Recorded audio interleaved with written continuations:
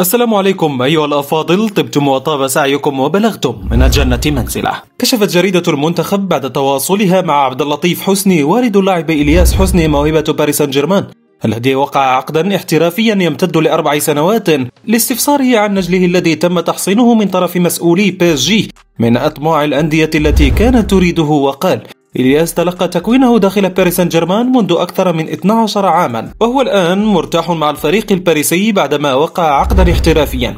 أتمنى له مسيرة موفقة وأن يتمكن من التألق في الفترة المقبلة، وأنا سعيد من أجله. وبخصوص اتصال الجامعة الملكية المغربية لكرة القدم به أو بنجله من أجل تمثيل المنتخب المغربي مستقبلا، أضاف: كان هناك اهتمام فيما مضى بنجلي. في الفترة الحالية ننتظر اتصالا من الجامعة رغم أن ابني يحمل قميص المنتخب الفرنسي، إلا أنه عاشق للمغرب وسيكون شرفا له ارتداء قميص المنتخب المغربي. لحد الآن لا يمكن أن نستبق الأمور، سنرى ما ستخبئ المرحلة المقبلة. سيكون شرفا بالنسبة لي أن يلعب ابني مع المغرب. وفي نفس السياق قالت مصادر إعلامية أن الناخب الوطني وليد الركراكي عقد اجتماعا خاصا مع إلياس حسني النجم الصاعد في صفوف باريس سان جيرمان، ويتواجد الناخب الوطني وليد الركراكي بفرنسا لقضاء عطلته رفقة عائلته، ولم يفوت الفرصة لمجالسة الواعد حسني.